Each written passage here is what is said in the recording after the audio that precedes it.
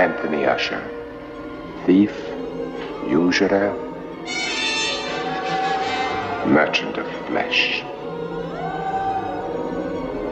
Bernard Usher, swindler, forger, jewel thief, drug addict. Francis Usher, professional assassin. Vivian Usher, blackmailer, harlot, murderess. She died in the madhouse. Captain David Usher, smuggler, slave trader, mass murderer. Mr. Usher, I don't see that this has anything to do with Madeline and myself. I don't believe in the sins of the fathers being visited upon the children. You do not, sir? The house of Usher seems to you then normal? The house, sir, is neither normal nor abnormal. It is only a house. You are very wrong, Mr. Winthrop. This house is centuries old. It was brought here from England, and with it every evil rooted in its stones. You really believe this? Evil is not just a word. It is a reality. Like any living thing, it can be created and was created by these people. The history of the Ushers is a history of savage degradations. First in England and then in New England. And always in this house. Always in this house. Pall of evil which fills it is no illusion. For hundreds of years, foul thoughts and foul deeds have been committed within its walls. The house itself is evil now. Hello and welcome to Book versus Movie. This is a podcast where we read books that have been adapted into movies and then we try to decide which we like better, the book or the movie. I am Margot P. of coloniabook.com and this is my good friend and co-host, Margot D. of Brooklyn Fitchick. Hi, everyone. We are all the way halfway through spooky month. Oh, I'm so glad it's October. Yeah. I am so delighted that I put up my Halloween tree yesterday, finally. I've been so busy. I haven't had a second I've been wanting to get that thing up in the living room since like September 30th, but finally got around to it yesterday. And things are, we had an eclipse. Yes. Could you see it where you were? Oh, yes. Yeah. I took a what do you call that? A colander, a strainer that you strain the pasta through that's got the little circles in it. And we looked at the sun through that and it made like little crescents on the sidewalk. Yeah, it's cool. Yeah, we were some hurricane or something. Yeah, we had a tropical storm yesterday. So there was too cloudy. Too cloudy. Oh, no.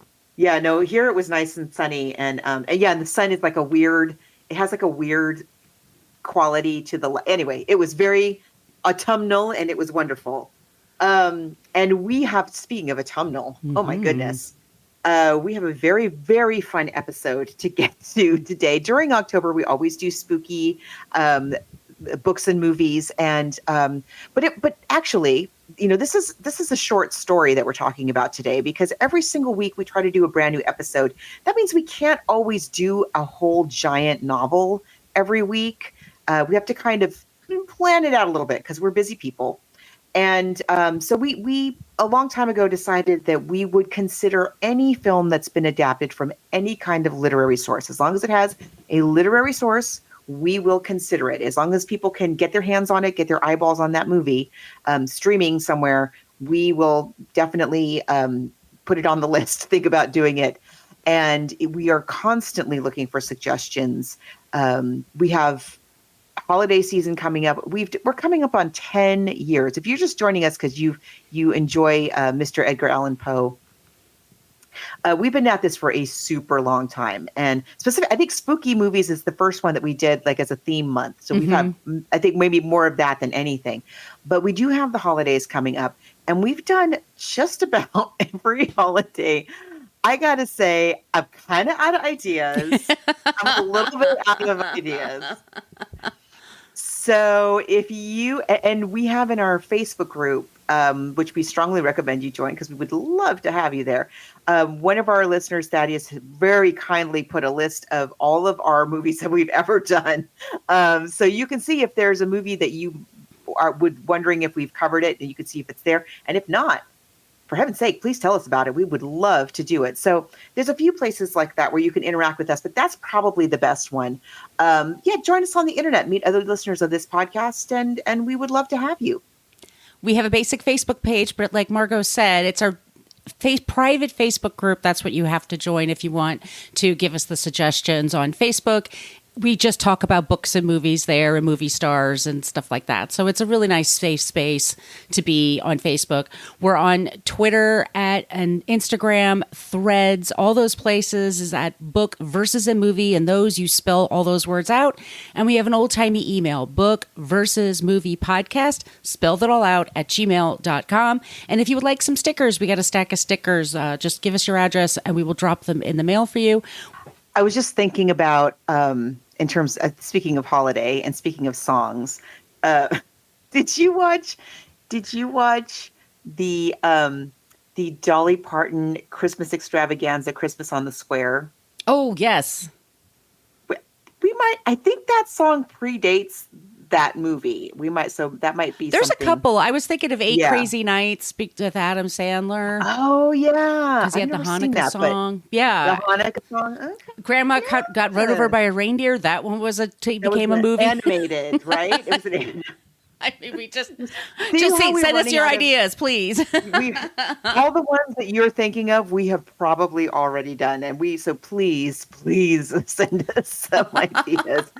And look, if you really enjoy the show and you would like to help keep us in books and movies, you can support us on Patreon as well. Yes, Patreon. We have a couple of very affordable options. It just helps us with getting the books and the movies and also for the costs of putting together the show. Recently, we put on our Patreon page. What we've also done, by the way, is that we've decided to put 2 years worth of shows in the basic free feed, and all the holiday shows are free. But we have like Silence of the Lambs, Psycho, Top Gun, believe it or not, Urban Cowboy. All these are on our Patreon page. We've covered them in the past and people really enjoy those. So if you want to support us, that's a great place to do it. If money is tight, we totally understand. If you could just, wherever you get your podcast, please subscribe. And if you could leave us a few stars or a review, whatever they ask you to do, that would be amazing. We want to thank Good Pods. We've been doing very well on the Good Pods app, and we were like very highly rated there for independent book podcasts, which is very exciting to us because we are an independent book podcast. Yeah, we really are. Uh-huh. Turns out we've been that this whole time. Right from our rooms. No studios. Now, look, today we're talking. Was it last year that we did The Raven? Was it last year we did The Raven? It was not that long ago. Right. No, it's not that recently. long ago. Yeah. So we've talked about Edgar Allan Poe before, but he's so much fun to talk about. We're talking today about, as I said a minute ago, we did The Raven a while back, recently, and we covered the Roger Corman, Vincent, which is a scream. It's worth watching. Mm-hmm. Give it a watch. It has nothing to do with the poem whatsoever. Really, not really, but it's great fun. It's very campy.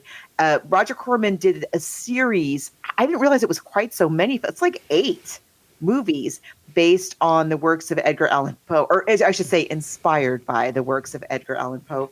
And the one that we're talking about today is actually the first one. So we're going to be talking about The Fall of the House of Usher. If you're looking for the movie, and we do recommend that you do. If you're looking for the movie, you may find it under just House of Usher. Sometimes it's listed as that, and sometimes it's listed as Fall of the House of Usher. If you came to this podcast hoping to hear us talk about the Netflix series, sorry about that. Please enjoy the rest of your day. Although there is some, we'll get into it. But let's do just like, if we could just hit some of the broad strokes about Mr. Edgar Allan Poe, because first of all, he would so hate, I think, that we call him Edgar Allan, that we use the name Allan in his name. Let's talk about Eddie Poe. Edgar Allan Poe was born 1809 to Elizabeth Arnold Poe. She was an actress, and David Poe Jr., an actor. It makes a lot of sense because he's very theatrical throughout his life. His mother died just couple of years after he was born, and he was taken to the home of John Allen and his, written down here, childless wife. They couldn't have kids of their own, so they took him in. And they did the best they could by him. They gave him a good education. We went to a private school, and he learned about manners and reading and art. He was very artistic. He loved to draw. He loved to read. He loved to act. He was, like I said, very theatrical. And that sometimes clashed with his adopted father, who was a textile merchant and a little more rough and tumble and and Edgar just from a young age had a lot of confidence, let's just say, in himself and in his abilities and how he interacted with people. He just was very smart and knew it. He reminds me a lot. And it's funny, it didn't strike me so much the last time that we talked about it, but something about reading about him this time reminded me a bit of Truman Capote. Yes. You know, he's got this, not a stepfather in this case, but a like a foster parents, who have taken him in. And so it's a weird relationship that he has with this, especially the father, the foster father, Mr. Allen. And as I said, like they had a lot of, it was good and bad. Like the Allens wanted children. I think they wanted somebody to like help run the business and perhaps even take it over one day. Unfortunately, they ended up with artistic, sensitive Eddie Poe instead, who not really cut out for the world of being a merchant businessman. Retail was not going to be his thing. No. But Allen he helped him, but he also didn't help him. Like he would get him into a fancy school, but then not pay for books or clothes or any of the stuff that Ellen would need to succeed at the school. So it sounds to me like it was just a very kind of fraught relationship. And I learned also recently that famous photo that we all know where he just looks so unhappy, and he's wearing what looks, it's black and white. So what looks to be a black suit, but it is in fact a funeral suit. Mm-hmm. It's a suit that his foster father, it seems like, rather begrudgingly purchased for him to wear I think to the funeral of his foster mother. Right. And she loved him very much. Right? She loved him very much, and she dies. And the dad, like I said, doesn't give Edgar any money to, like, kind of sets him up for failure, I guess is what I'm saying. Sends it like, here's I got you into this fancy school, but then, like I said, doesn't pay for anything, doesn't pay for food or clothes or books or anything that you like, that extra piece. But when his wife dies, he realizes that it looks bad for his foster son to like show up in rags. So he buys Edgar Allan Poe a suit. And so when Edgar Allan Poe, although this photo was not taken at that time, Edgar gets his photo taken, of course you dress up. So he dresses up in the only real suit that he has, which is this funeral suit. And thus we all think of him as this gothic, mopey, emo. Emo is a good word. Which is so sad because like he's literally wearing the best thing he could possibly wear for the photo. But yeah, so I think the fact that we call him Edgar Allan Poe, unfortunately, is due to some of his literary enemies, which we'll get to in a minute. But yeah, so he's from very early on, he's a very talented, sensitive boy who is obviously very gifted at writing and driven to be a writer. And an artist. He went to the University of Virginia. He then went to West Point. They say that what he would do is, and I know people like this, like he would draw on the walls of his room. And kids didn't know if he was going to be an artist or a writer. And he would read Shakespeare. He would read his own work. He was very dramatic. He put on a show. I loved a movie. I don't know if you saw it last year. It's called The Pale Blue Eye. And it was with Christian oh, geez, I'm forgetting his last name. The Batman, Christian Bale. Thank you, Christian Bale. Harry Melling plays Edgar Allan Poe in the movie, and it's one of the best performances I've ever seen in my life. It's just fascinating, and it kind of brought up Poe back again into the fore, I guess you would say. He went to West Point and he went to University of Virginia, and apparently it was the second year of the school, and it was such a rough and rowdy place. Like a teacher got murdered on campus. It was, yeah. I mean, he was around a lot of stuff. Life was very tough in the 19th century. Yeah, and he travels a lot. Like he gets around quite a bit. He's not just like holed up in a shack in Massachusetts somewhere. He really is traveling, all of New England. Doesn't he go to like Scotland for a bit or something? I don't know about that. I know he lives in New York for a while. He lives in Baltimore, so he has a lot of connection to Baltimore. You and I think we're both in Baltimore at the same time. There's a lot of Edgar Allan Poe stuff there. There's a lot here in New York where I live. We could go on and on and on. I mean, The Raven was his first big literary success. He also had some literary failures. He couldn't hold on to money. He had a drinking problem. He married Virginia Eliza Rowe when she died in 1847. She was 13 when they met. He was 27. People talk about their relationship. Was it even really romantic or not? He had lost a few women in his life. He lost a girlfriend when he was like 15 to cancer. He lost his stepmother. He lost his mother. He also really liked women and thought women should be treated with respect. That was a big thing for him. And so that also made guys kind of tease him. It's when people portray him as like weak and pale and sickly, but when he was young, he was very athletic. It's like what alcohol will do to you. I mean, and perhaps drugs as well.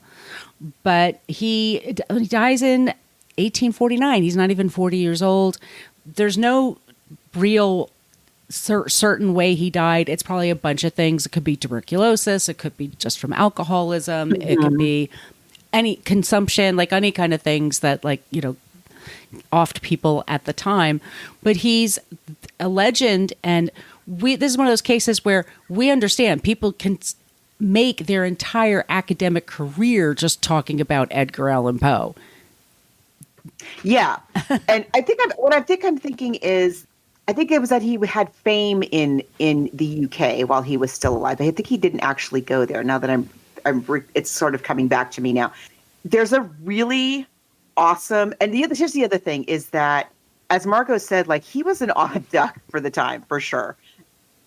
It was never not that, just from the fact that he had these two parents who were in the theater, and then they're out of the picture really early, and then he's taken in by this merchant and his wife, and he doesn't really live up to that guy's expectations either, and he has some rather, what we would today call a rather progressive worldview in terms of like in the Victorian era where women's roles were very cut and dried, and he didn't see things that way per se, and yet he has this wife who's way younger than he is, and he also one of the ways that he made a living was he wrote for magazines.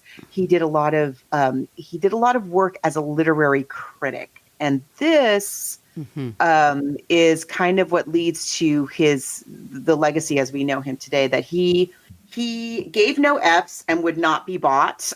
You want a critic? He will criticize. Yes. He has no problem with that.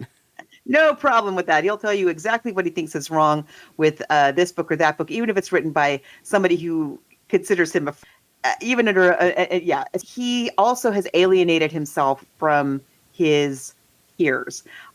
He's a massively influential writer, even in his own time, but he's such a difficult guy with like no chill. He has a lot of enemies, and there's a really, really awesome drunk history about one of his most fervent rivalries with this author that most of us have never heard of, named Rufus Wilmot Griswold, who was determined. This guy also had no chill. He tried to basically bribe Edgar Allan Poe into giving a book of his a favorable review, and Edgar Allan Poe took the money and was honest about what a terrible book it was.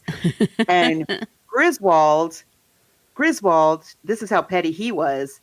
After Edgar Allan Poe dies, he like buys the rights to his life story from the family somehow, and he publishes the definitive, what was for many, many years the definitive bio of Edgar Allan Poe, which was like he was a drug addict and he was miserable with women and he was a wimp and he did and he was never good for anything and nobody liked him anyway.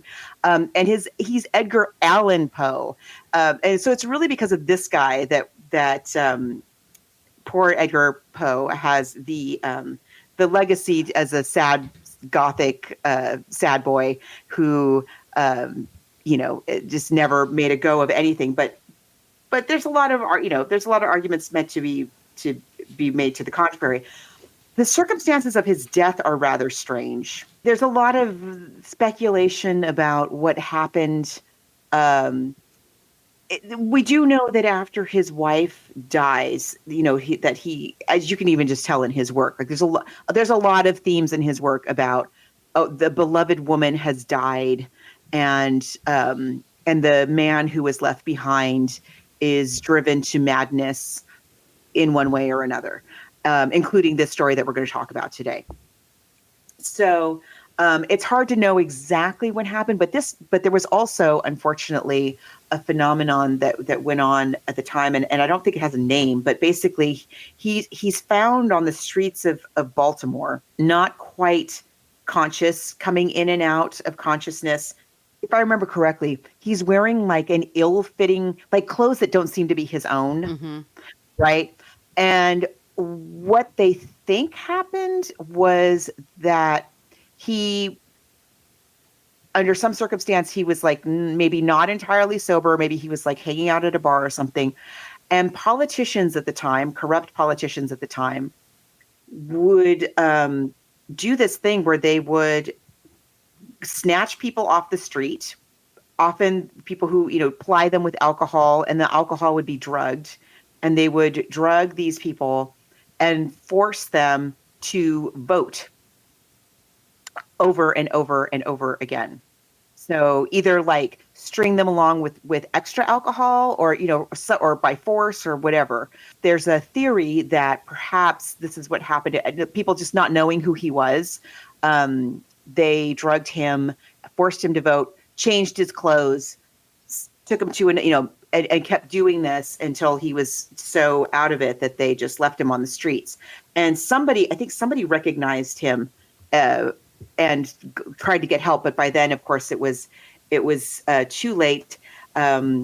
His last words, according to the physician that they finally got for him, was, "Lord, help my poor soul."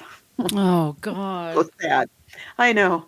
And then to add to the mystery, all of the records, the official records of that, because they brought in a doctor. Like I said, somebody recognized him and was like, "Oh crap, this is Edgar Allan Poe." Like, he was famous, is what I'm saying. Like, people knew who he was.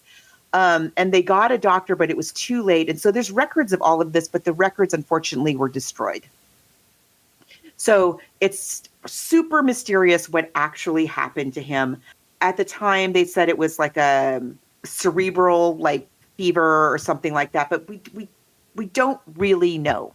And even today, like, there's been speculations. Some people have claimed over the years to have a lock of his hair, and they've done DNA tests on it. And the cult of Poe is mm-hmm. alive and well. Yeah, is what I'm saying.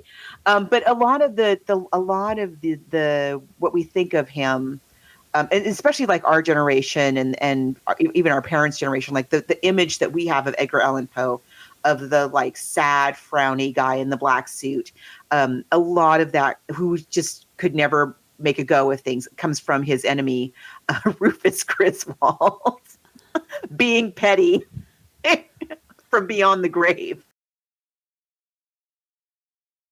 So yeah, just a really, I think, one, like we in the 21st century don't quite have a grasp of how important he was in his own time. And he was so influential on so many writers, some of the biggest writers that you can, that we have today or that we've had between his lifetime and ours.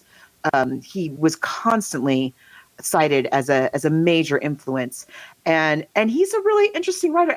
And reading this story, I hadn't read this story in many, many years.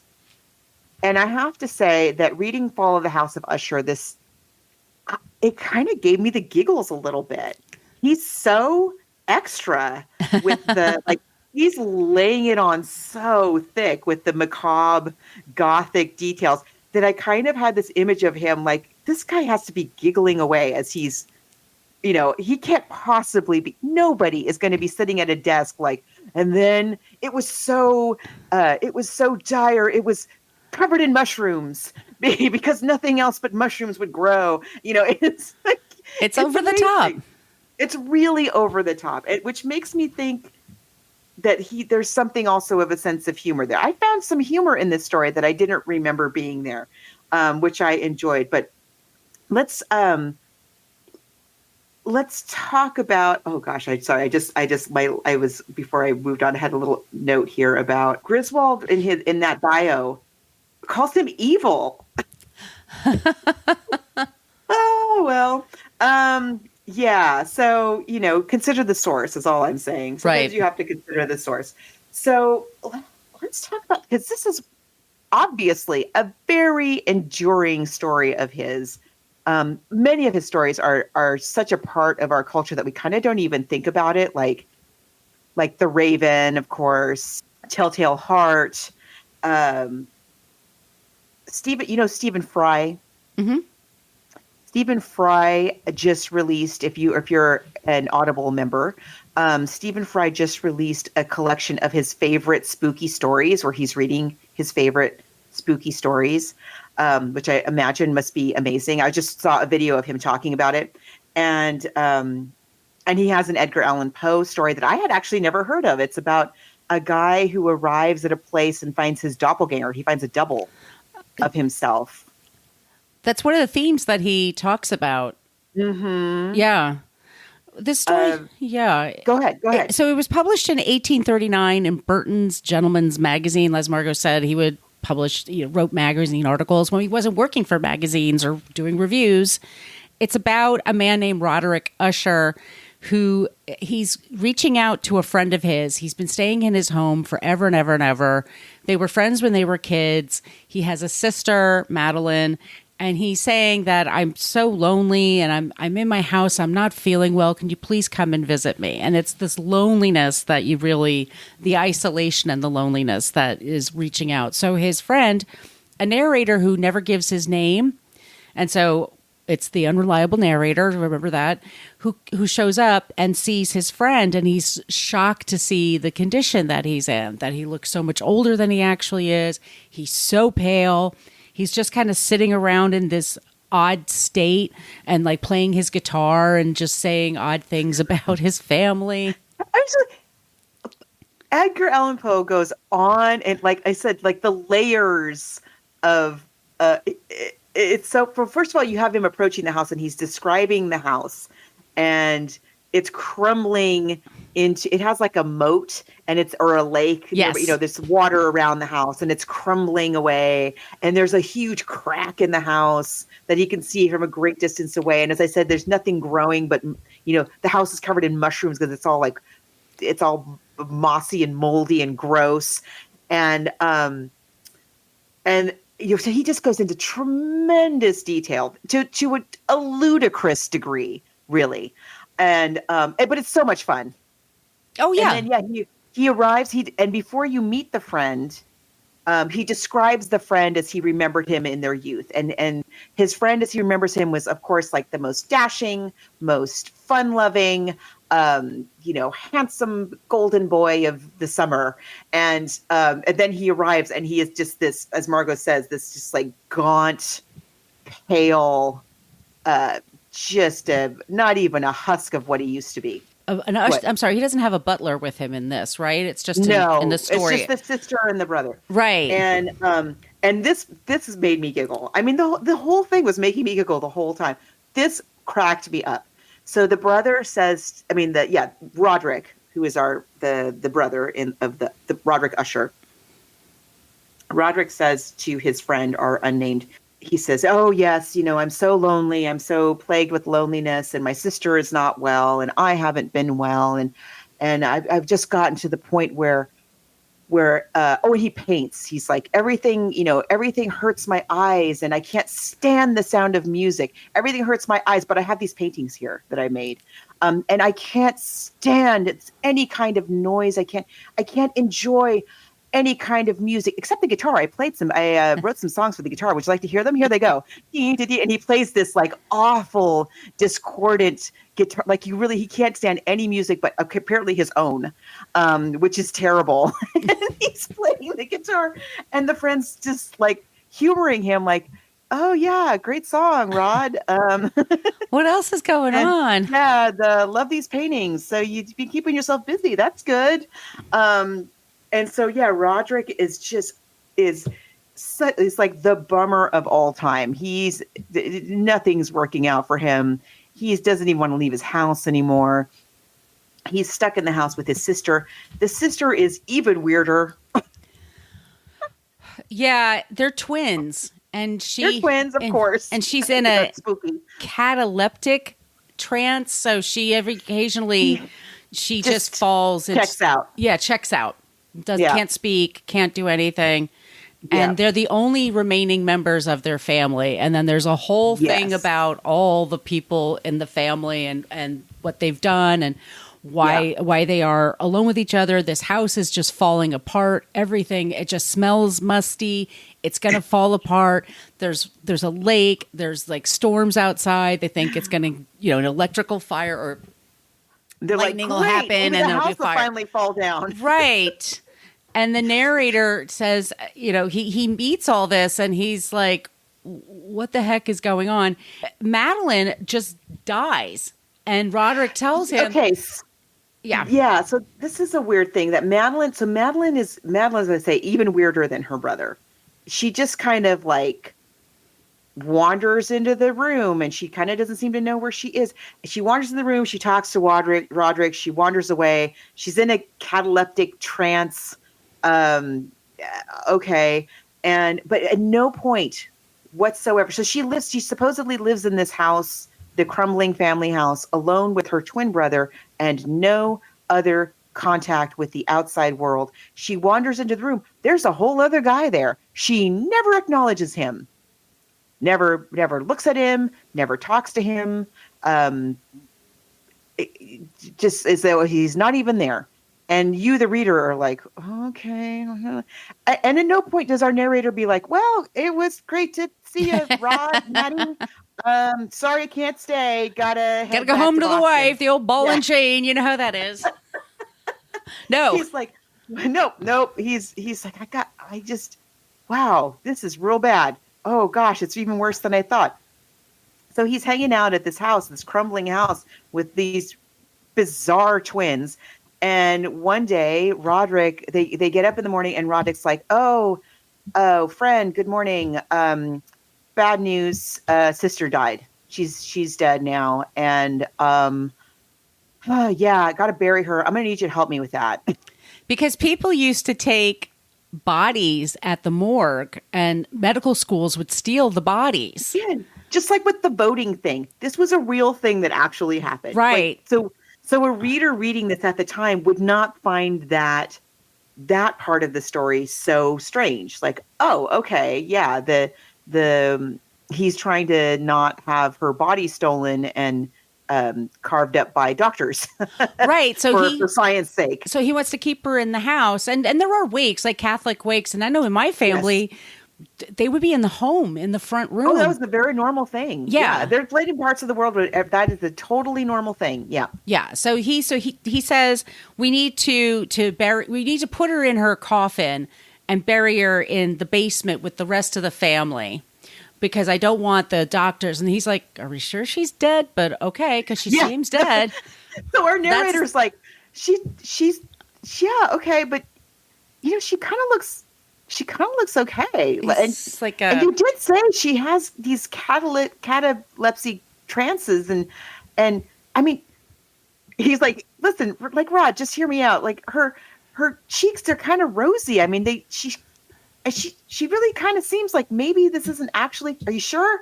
And Rod's like, yeah, no, this is definitely dead. Yeah, gotta nail it shut. Yep, no time to think twice. Let's just get her down into the dungeon, and you just grab that end, friend, and we'll just take her down to the dungeon.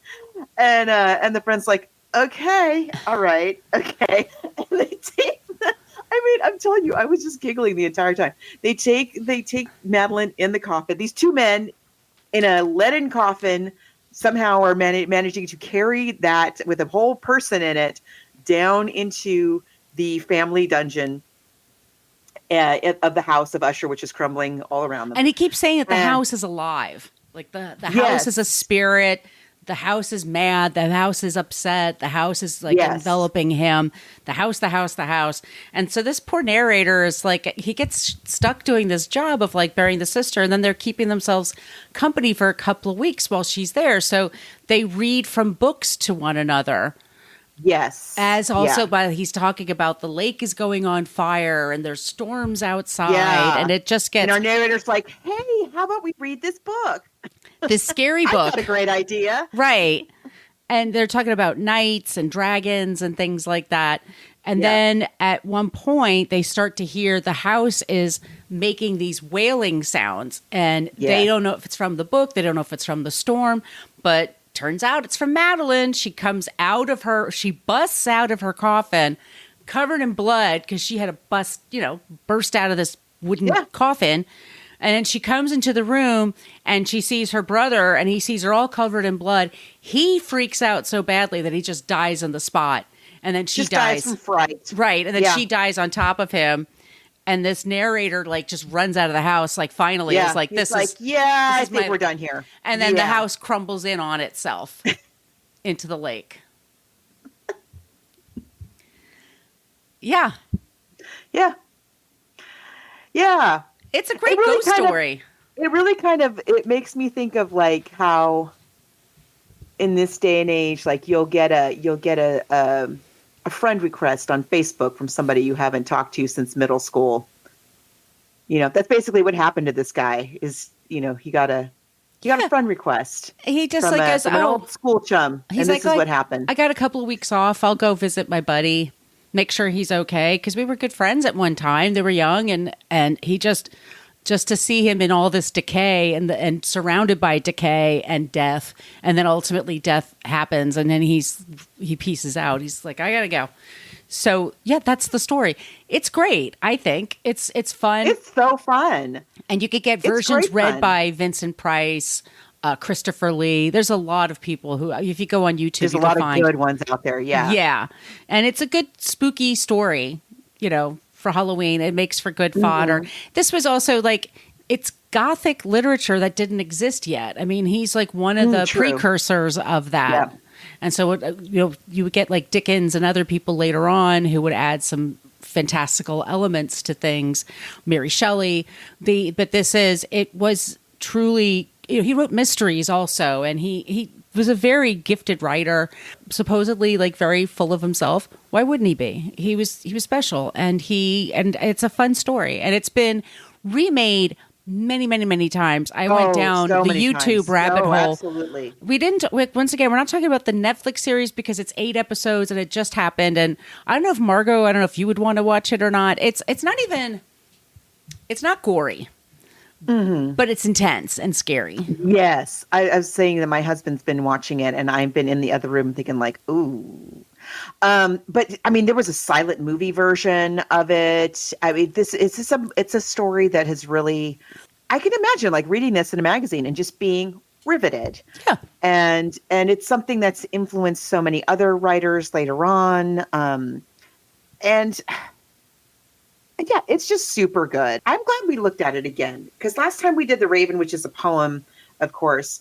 But I think I really loved all of the tremendous at times absolutely hilarious detail that he goes to in describing the house and really making the house a character. And it just like it's all about the description. Because I mean, if you really look at it, very little happens. He gets a letter, says, "Hey, come visit me." He goes and visits his friend. Friend's not well. Sister dies.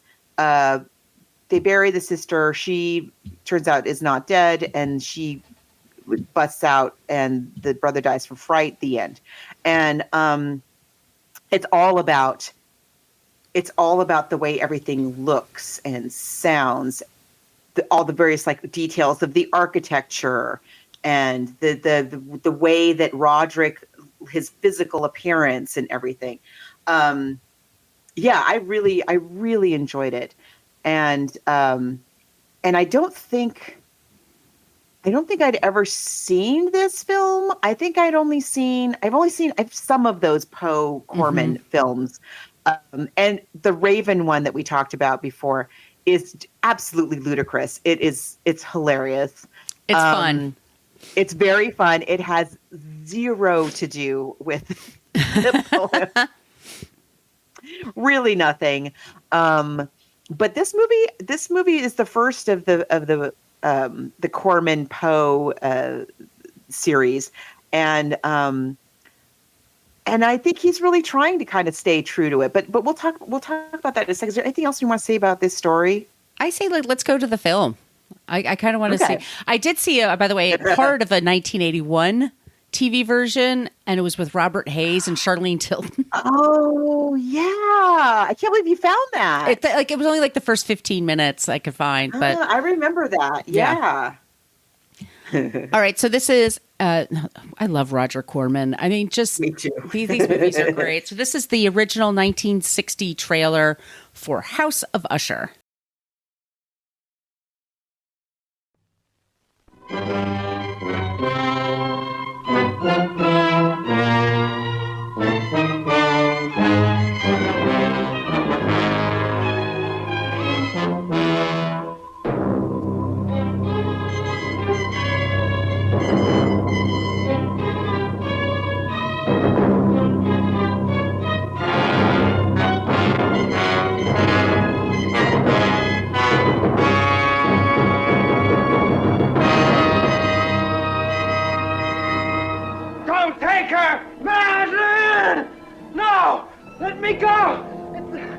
Only the incomparable genius of Edgar Allan Poe could knit them so closely together.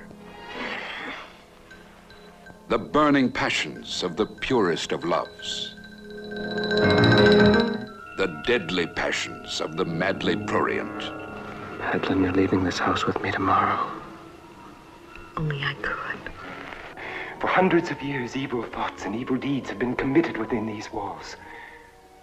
The house itself is evil now. Here they all are.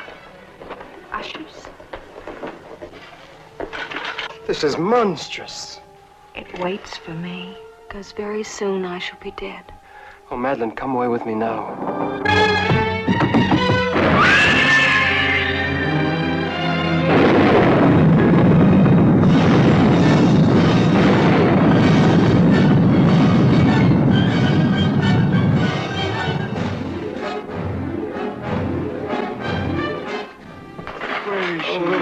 Where is she? You buried your own sister alive? I did. But she's dead now. The master hand of the macabre creates its masterpiece.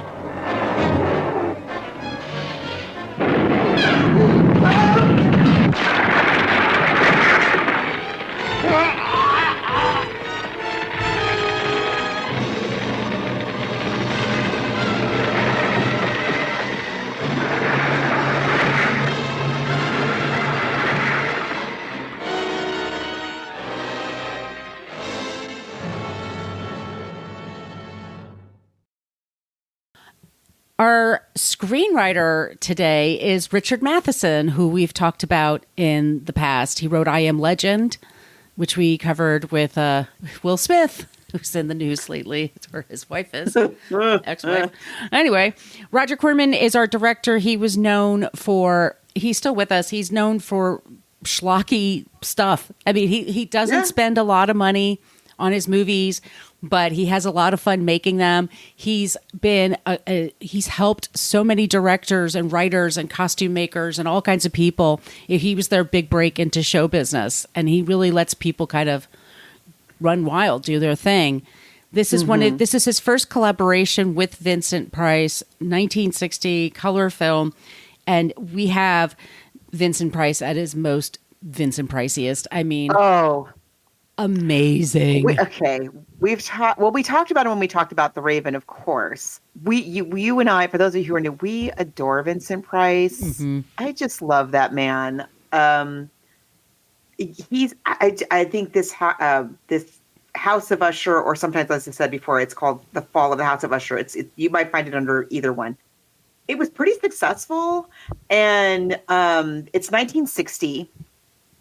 He's like in his 40s at this point, and so he's had quite a film career and a stage career at this point, and he's quite tall. Yes. And he has that very distinct and distinguished way of speaking, which is in his earlier movies. He's this kind of, sometimes the dashing leading man, often the villain of the piece, often like the handsome villain.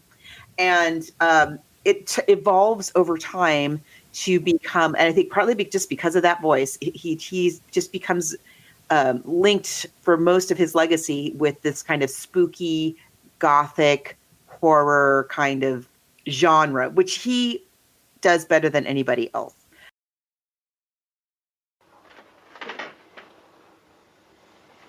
Believe me, sir, I bear you no malice. Were things otherwise, I should welcome you into our family joyously. But under the circumstances, it is quite impossible. Why do you assume that you are dying? There are many reasons. Pray give me one, then. Madeline and I are like figures of fine glass. The slightest touch and we may shatter.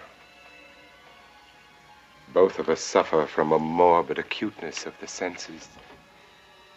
Mine is the worse for having existed the longer, but both of us are afflicted with it. Any sort of food more exotic than the most pallid mash is unendurable to my taste buds. Any sort of garment other than the softest is agony to my flesh. My eyes are tormented by all but the faintest illumination. Odors assail me constantly. And as I've said, sounds of any degree whatsoever inspire me with terror. That's why your servant asked me to remove my boots. Yes. And even so, I could hear you coming. Every footstep, every rustle of your clothes. I could hear your horse approaching. Hear the clatter of its hooves across the courtyard. Your knock. The grating of the door bolt was like a sword stroke to my ears. I can hear the scratch of rat claws within the stone wall. Mr. Winthrop, 3/4 of my family have fallen into madness, and in their madness have acquired a superhuman strength, so that it took the power of many to subdue them. Do you not exaggerate, sir? Perhaps there have been in your family certain peculiarities of temperament, but... Peculiarities of temperament? How diplomatically you put it. Peculiarities of temperament.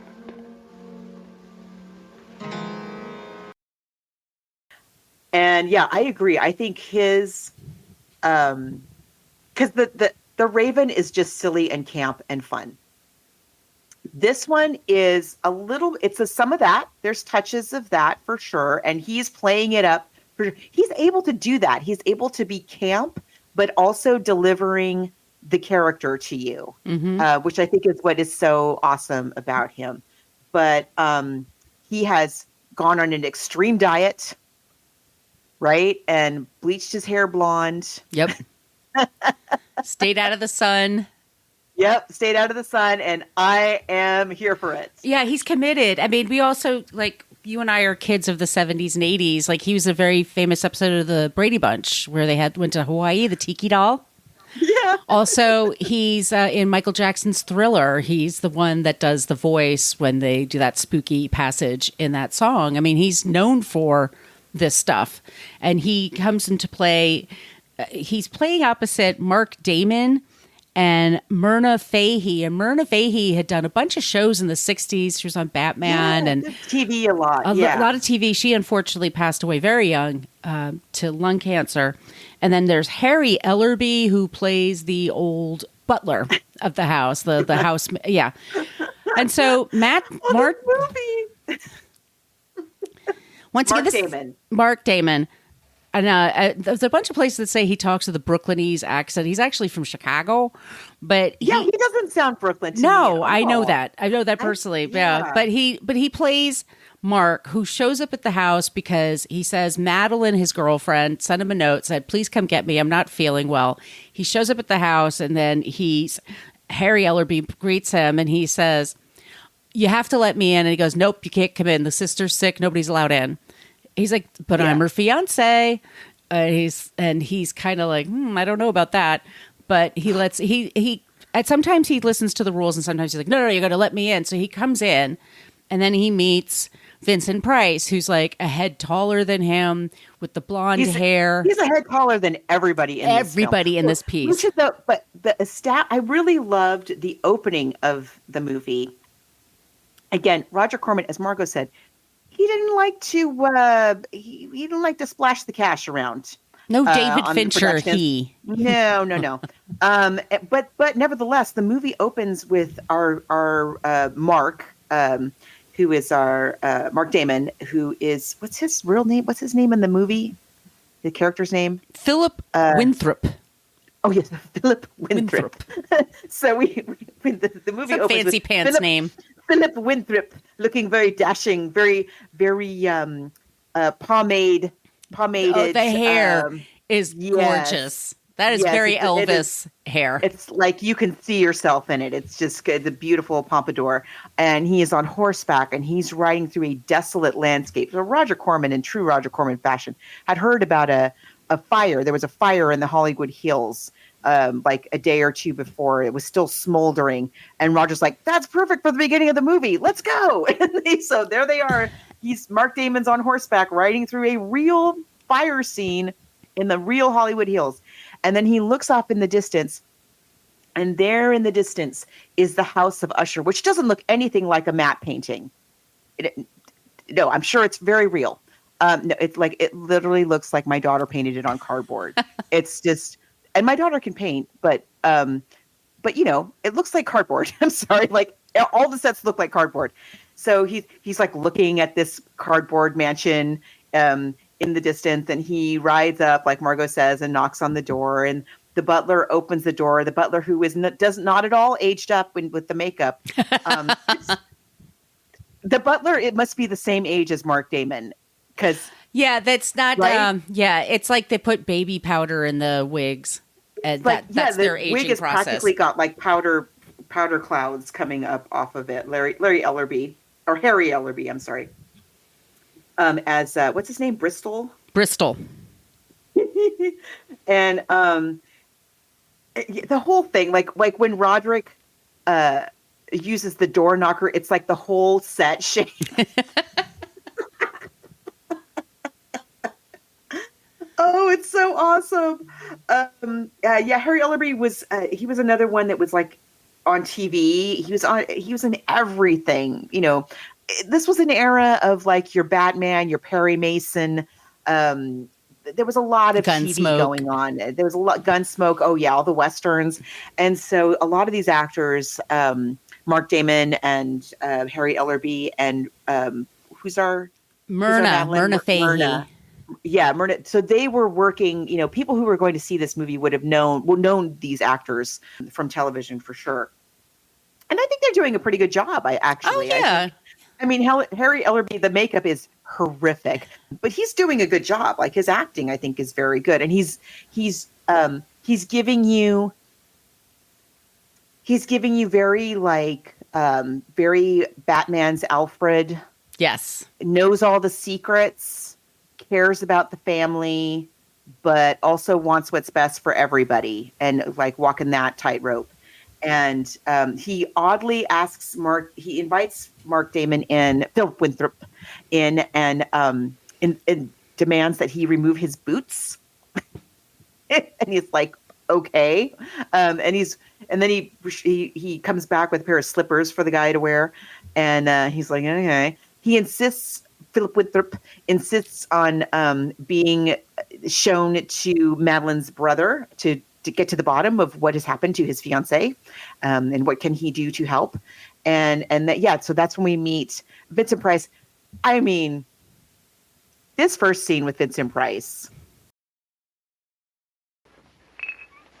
Mr. Winthrop? No, thank you. My dear.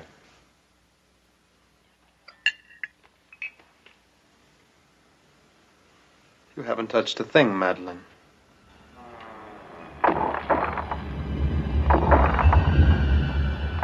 Don't you think that crack in the wall should be repaired? For future generations of Ushers. For Madeline's safety.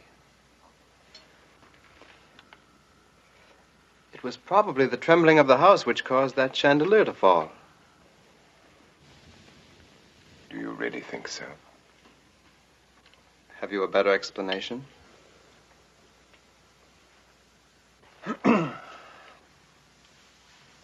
While I was riding here, I noticed a singular lack of vegetation in the area. Is there something wrong with the soil? The soil? Yes, of course. Roderick, please. As you will. How do things go in Boston, Philip? Everyone asks for you. Oh, do they? They miss you, Madeline. We all miss you.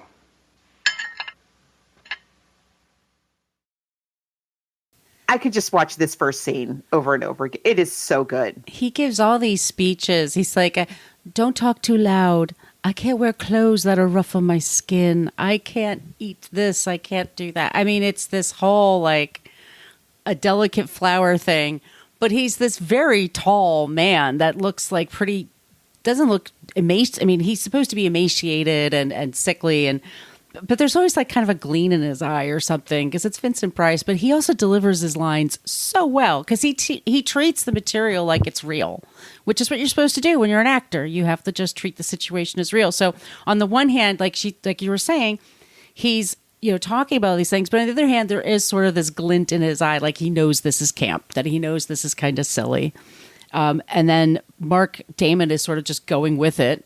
And it's like, well, I demand to see my fiance, and what is wrong with her, and why, Yeah, he's like, shh, not so loud.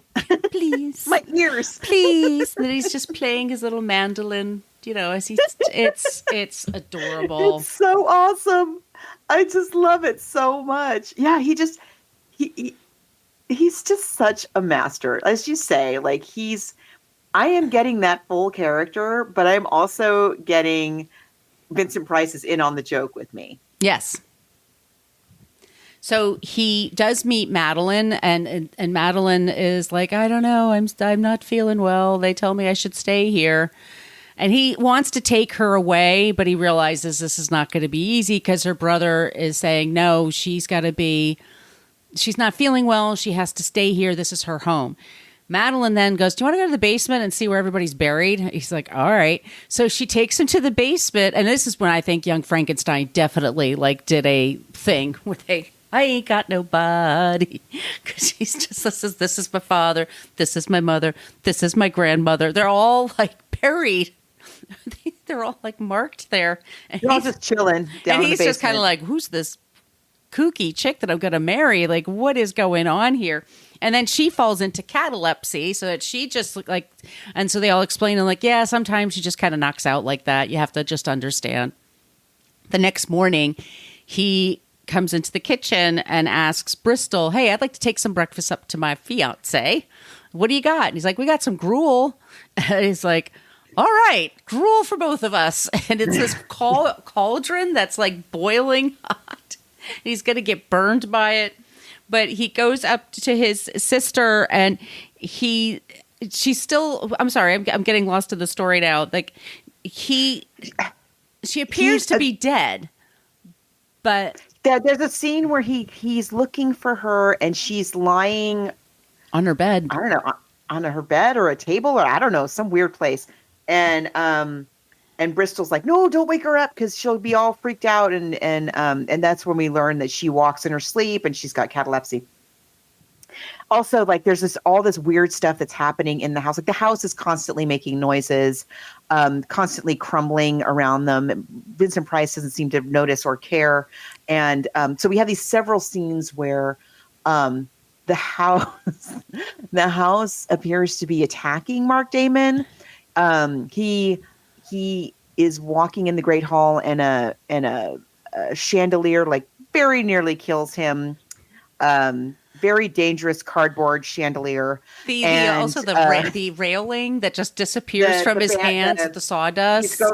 He's going downstairs and the banister like falls out from under him and he's like, "Whoa." And then, when he's like in the kitchen getting the gruel, the pot starts like inching over to close to where he is. And Bristol's like, "Sir," and says, so there's all these things about like, is the house haunted? What's going on?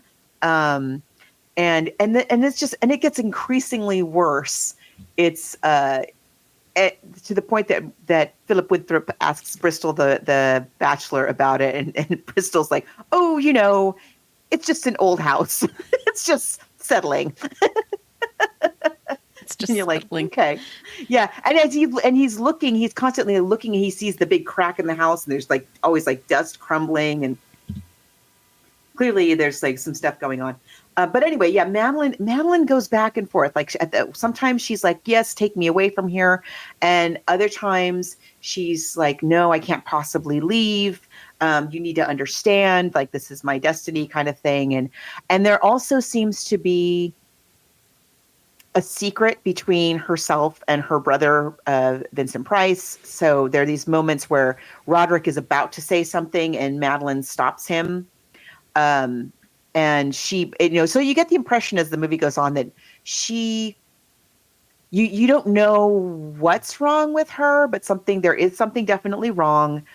She seems to want to escape, but she also seems afraid to escape. She also seems to not really think that things are going to work out if she does escape. But Philip Winthrop is totally oblivious to all he's.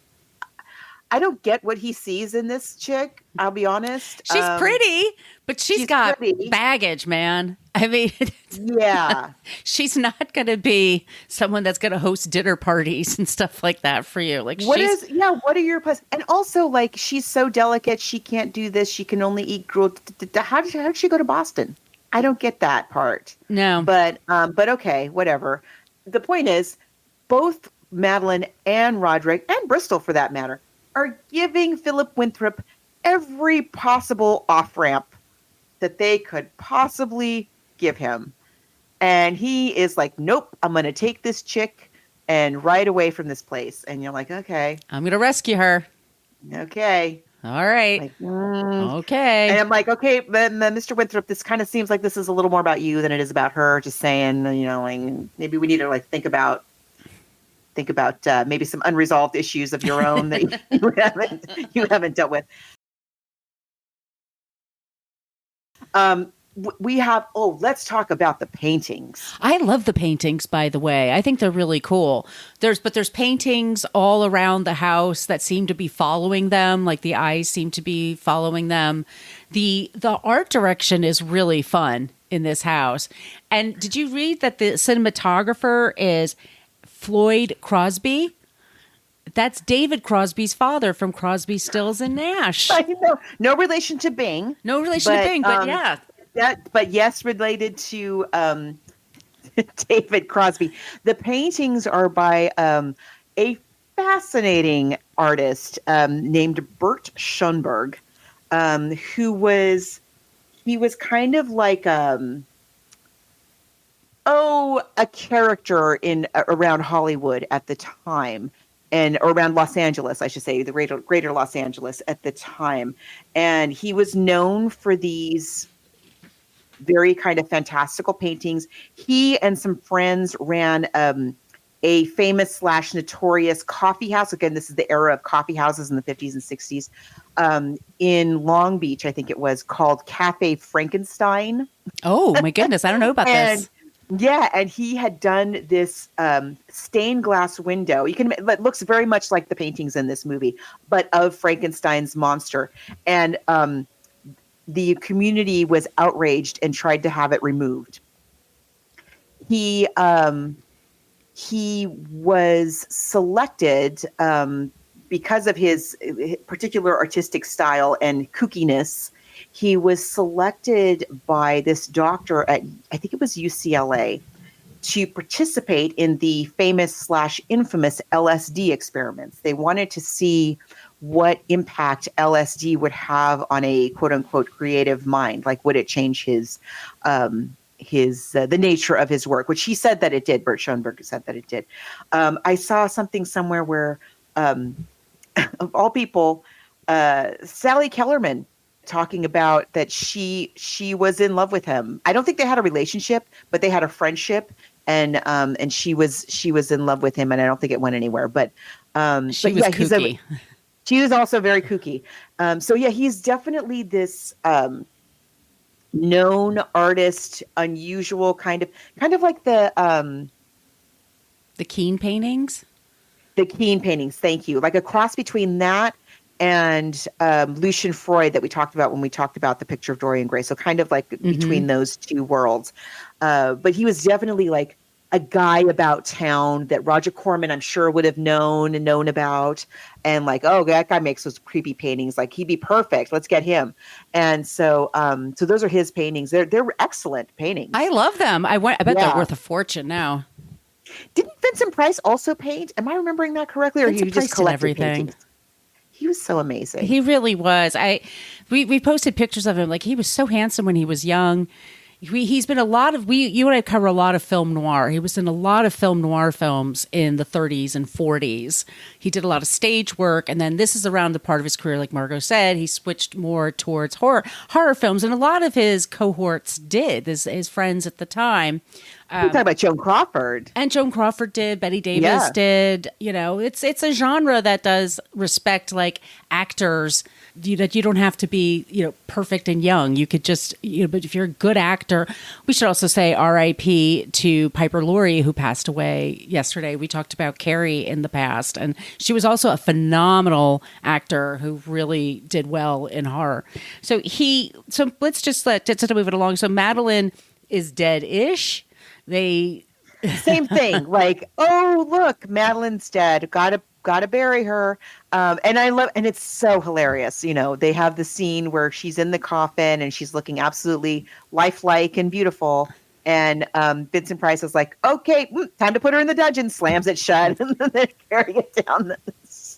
And so, they put her in the crypt. This nightmare sequence that Philip Winthrop has this nightmare about, because Vincent Price's character, Roderick, has told him about all of the evil, and this is all just in the movie, it's not in the book at all of the evil ancestors. He kind of walks them through this wonderful gallery of paintings by Bert Schoenberg, and like, this ancestor was a murderer, and that ancestor was a human trafficker, and they were all these horrible people, and they all have this madness, and so, he and Madeline have holed themselves up in this house, partly because of their affliction about the senses, this extra sensory stuff, but also to protect the greater world from the evil of their bloodline.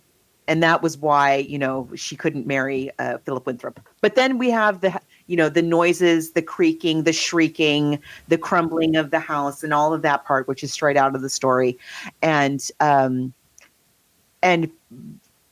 Philip Winthrop confronts Roderick, who admits, yes, Madeline was only cataleptic, not actually dead, but it was going to happen sooner or later, so we might And as I well needed just take care of someone to help me to do this, basically. Yeah. Like, it I was needed real an extra helpful. pair of hands. Yeah. You know, Bristol wasn't going to help me get that thing down the stairs. So, and then we see Bristol this. says, "How long have you been here, sir?" And he says 60 years, and he just stares at him. I'm like, yeah, it looks like he's just covered in baby powder, like all over himself. Like, what?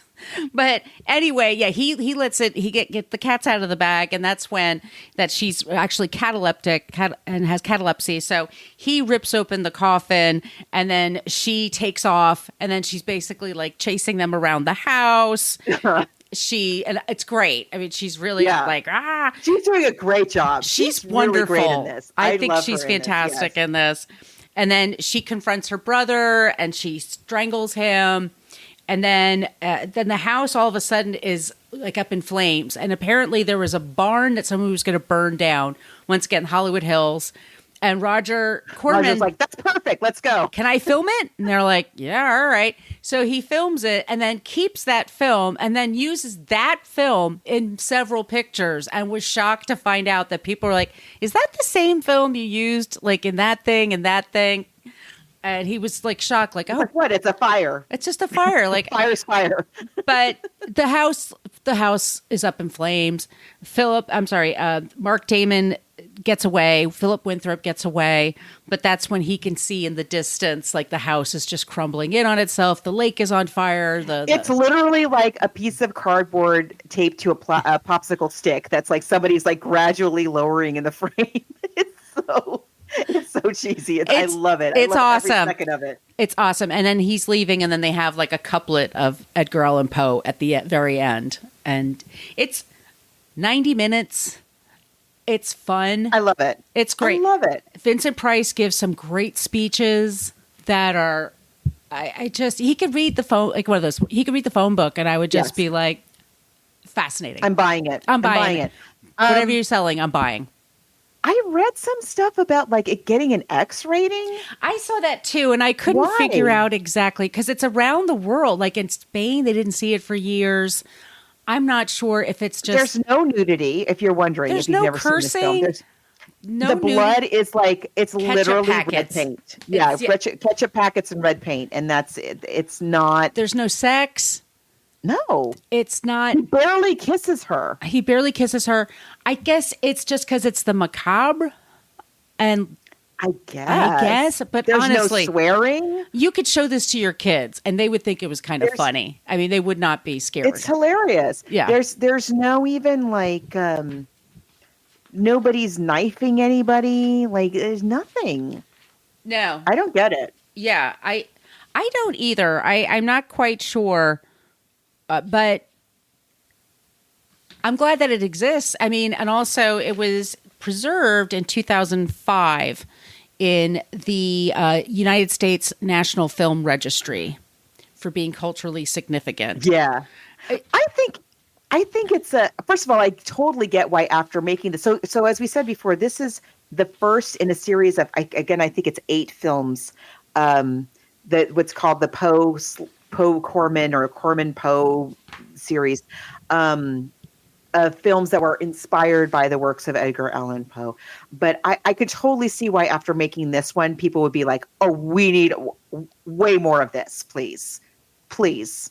Where has this been all our lives? Because this is awesome. And I think it's a worthy interpretation of this story. It's just like the original story. It's very extra. Like we've got... you have the wonderful character of Bristol, the butler, who is an addition. Love him. And I even love his terrible makeup. I love like all of the candles are red candles for some reason, but we're not ever going to talk about like why do we all have red candles? Is that a thing? One candle left. Yeah. That's so good.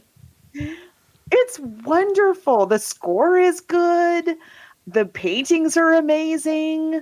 It is all the same kind of, it's very much in the spirit, I think, of the original story. And I like the device of having Philip Winthrop, having him have a name, because it's fun to say Philip Winthrop, of course. And I like that that's he has this kind of, because that is the one thing when you're reading the original story where, as I said, you're like, dude, why are you hanging out with this guy? Like, you could totally just be like, oh, I look at the time. Yeah, I totally exactly. forgot, you know? And, but in the movie he has this kind of driving thing of wanting to get his fiance out of there. That's what's keeping him there. And that kind of makes a little more sense as to why he's not just like running out of the place.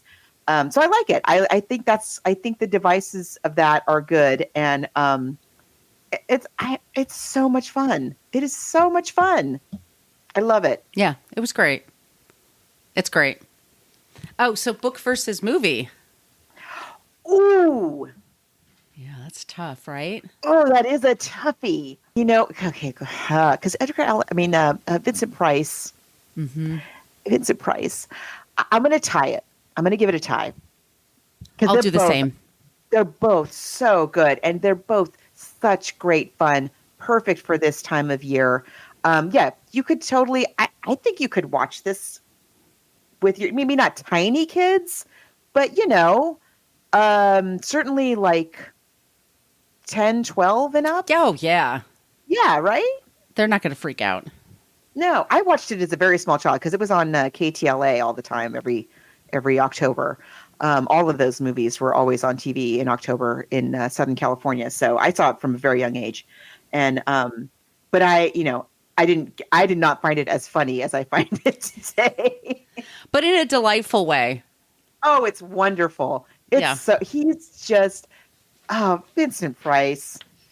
He's so, and I love like how for the entire film, you get like his increasing distress, agony, rage, all of the most extreme emotions, but very quietly, because he can't talk above a whisper really. And because otherwise it's too, my ears, and I'm too sensitive. And, and whenever Mark Damon even slightly raises his voice, Vincent Price is wincing and flinching. Oh, it's wonderful. It's fun. It's super fun. It's so good. Yeah. All right. So highly recommend. Yes. And let's talk about what we're doing next. I'm excited for this one too. The next one we're going to cover is I Know What You Did Last Summer. It's a Lois Duncan novel. It came out in the early 1970s, and we're going to pair it with the 1997 movie with Jennifer Love Hewitt and co. It's going to be fun. And then after that, we're covering Misery, if you're keeping up with us. And we have a special guest joining us for Misery. That's going to be really fun. This has been just so much. I love this. I love October. I love October. It makes me so happy. So please send us your suggestions, like at all those places I mentioned at the top of the show. Once again, our email is bookversusmoviepodcast, spelled it all out, at gmail.com. Margot, where can they find you? You can find me online at coloniabook.com, and all of my social media callouts are at She's Nacho Mama. And where can they find you? You can find me at Brooklyn Margot for Blue Sky, for Twitter, and also on TikTok. And then I'm at Brooklyn Fit Chick on Instagram and Threads, and that's the name of my site. Okay, everyone, we'll be back next week, with I Know What You Did Last Summer. Thank you so much for listening to the Book versus Movie podcast. We are a part of the Frolic Podcast Network. You can find more podcasts you will love at frolic.media/podcasts. We follow the hashtags LadyPodSquad and Podern Family. If you want to support the show, you can go to our Patreon page, go to Patreon, and look for Book versus Movie Podcast. We have a basic Facebook page, but we also have a private Facebook group. Go to Facebook and type in Book vs. Movie Podcast group if you want to join that. You can follow us on Twitter and Instagram at Book versus Movie. Spell all those words out. If you'd like to send us an email, it's Book versus Movie Podcast, spell that all out, at gmail.com. You can follow Margot D at Brooklyn Fit Chick on social media, and Margot P at She's Nacho Mama. Thanks so much again for checking out our show, and we'll be back soon with a new episode.